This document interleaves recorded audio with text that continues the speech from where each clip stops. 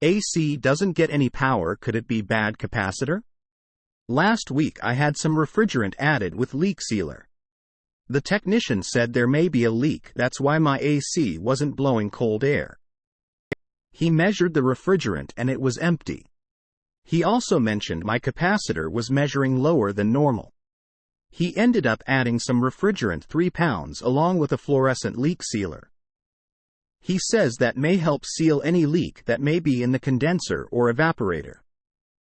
After adding the refrigerant, the AC blew cold air again.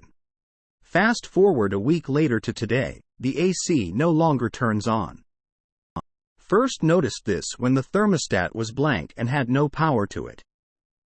I added batteries to the thermostat and it turns on, but I couldn't start the AC and didn't even blow any air. I checked all breaker switches and even reset them. I then turned on the AC fan and system and checked the condenser outside.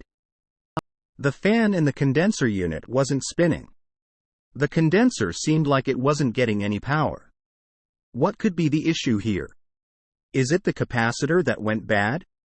Question from user Brubane1144 at HVAC Advice at Reddit. Answer. Do you have a C wire to your thermostat? If you have a voltmeter, check the voltage between R and G. If you don't have 24 VAC at the thermostat, maybe up inside your air handler, you may have a blown 3 amp fuse or breaker or a bad transformer. Check these things first and post what you get. Answer from user Muddick175 at HVAC Advice at Reddit.